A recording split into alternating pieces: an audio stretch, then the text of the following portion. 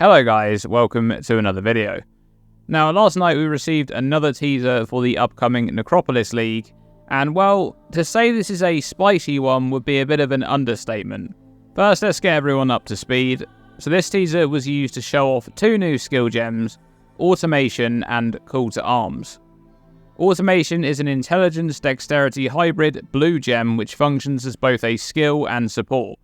When linked to instant spells, Automation will grant the Automation skill, which can be toggled on, similar to a Reservation skill. When active, Automation will trigger all supported instant skills whenever they come off cooldown, and those linked skills can no longer be used manually. Call to Arms is very similar, except it's for Warcries. It's a pure strength red gem, which also functions as both a skill and support gem. When linked to Warcries, Call to Arms will grant the Call to Arms skill, which can be toggled on, and when it's active it will trigger all supported Warcries whenever they come off cooldown, and those linked Warcries can no longer be used manually. This also causes all Warcries to share cooldowns. Okay, when I first saw these two gems being previewed at the beginning of this teaser, I paused the clip and read them for a long while, and I have to say that I quite like the idea around these. That they offer more options to players is always a good thing in my mind. However, I did say that this is a spicy one, because on unpausing the teaser, we had this line. We've removed the capacity to bind any instant skill to left click as a result. Yes, they're removing the ability to use instant skills on left click. About an hour after this teaser was posted, I actually couldn't find the post on Reddit anymore because it had just been downvoted into oblivion. The mods eventually needed to pin this thread so that it was visible at the top of the Path of Exile subreddit board. And over on the X post for this teaser, the sentiment was pretty much the same. I struggled to find a single comment that wasn't complaining about the change to left-click instant skills. Now, I'll be honest here. The large majority of times when there's been similar outrage from the community, I'm often on the fence about the changes, and even this time, I've really been thinking about this one a lot. I've been thinking about just how this change could make sense in 3.24 with some possibility of a complete overhaul to a specific system, and how it may be just a smaller change as part of one of those overhauls. But I came up empty. Unless they're cooking up something big, I'm really not sure about this one. For now, all we can do is consider this change in the context of what we have in the game right now. So here's what the change means for most builds. If you previously used an instant spell or warcry on left click, under the new system, when linked to Automation or Call to Arms if it's a warcry, that skill will now trigger every time it comes off cooldown without the need to press anything, have a higher cost, have a slower cooldown recovery rate, take up an extra gem slot due to the need to link to Automation or Call to Arms. So let's be realistic here with what has been gained and what's been lost. The triggering of the skill every time it comes off cooldown is possibly a net gain, and the word possibly here is important because there's the fringe cases where you weren't holding down left click 100% of the time, so you didn't have perfect uptime on the previous left click setup. The higher cost is a loss. The longer cooldown is a loss in and of itself, but it also brings into question the possible gain from point number 1. And of course, taking up an extra gem slot is a loss, and probably the biggest one on this list. Okay, but that's just for most builds that use left-click instant skills.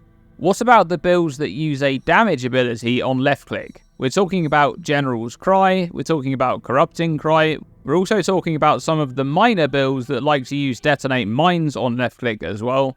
What happened to those builds? Well, in a world where macros or other shenanigans don't exist, all of those builds either lost a damage link because they now need to use one of these automation gems in their main link, or they lost comfort in their playstyle, where they now need to get used to holding down another keybind. However, we do live in a world where macros exist, and I think over time, with things like Instilling Orbs for example, GGG have continued to remove the need to use macros for different parts of Path of Exile, and they've generally been trending away from game design choices which push players towards the use of said macros.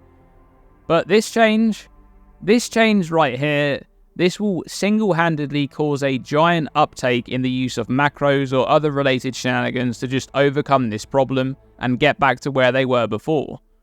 There's already a bunch of posts over on the subreddit which are detailing how to use things such as the number lock trick to essentially achieve a very similar result as the old left-click instant skill, and these posts are getting heavily upvoted.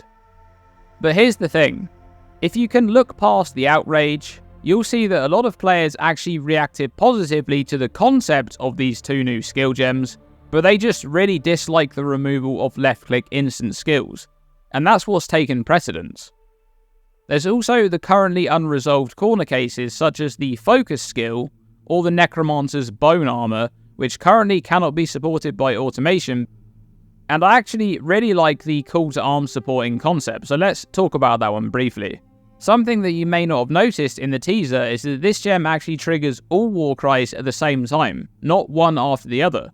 So in a slam build, for example, you could have a 4-link with call to arms linked to 3 war cries, and with a bit of investment into Warcry CDR, you'd be able to remove the Warcry piano aspect of these builds, which would honestly be awesome. One thing I will say though, that the cost and reservation multiplier on this gem, yeah, that's gotta change. Level 20 Warcries cost 19 mana on their own without any links, so this is just going to be way too steep of a cost for this kind of quality of life improvement. And that's really the issue with the implementation of both of these new gems. They're just far too steep of a cost in the name of quality of life. So much so that it becomes anti-quality of life to even try to use these in your build. And yeah, brand recall also exists. I could absolutely see them adding a tiny cast time to this one to avoid the new shenanigans here. The automation gem is triggering linked instant skills, which will mean that currently it can trigger brand recall. And this will basically be like the builds that socket brand recall into a trigger weapon, or the one like Jung Rome was playing where he was triggering brand recall with Spellslinger, except now you don't need to proc the trigger or reserve Spellslinger. It just triggers off cooldown constantly without doing anything, which is completely ridiculous with the Saboteur's trigger bots. So overall, I've got to say that I'm a big fan of these new skills in concept, and I think that the idea behind them is a solid one, but the implementation needs a lot of work. If the plan was always to remove left-click instant skills, then the solution needs to be better when you have entire build archetypes that are reliant on using it. In my opinion, a small loss in trade-off for good quality of life is often a worthwhile trade, and one that will benefit the majority of players. But this is not a small trade-off, and the quality of life would only exist in this case if left-click instant skills didn't exist previously.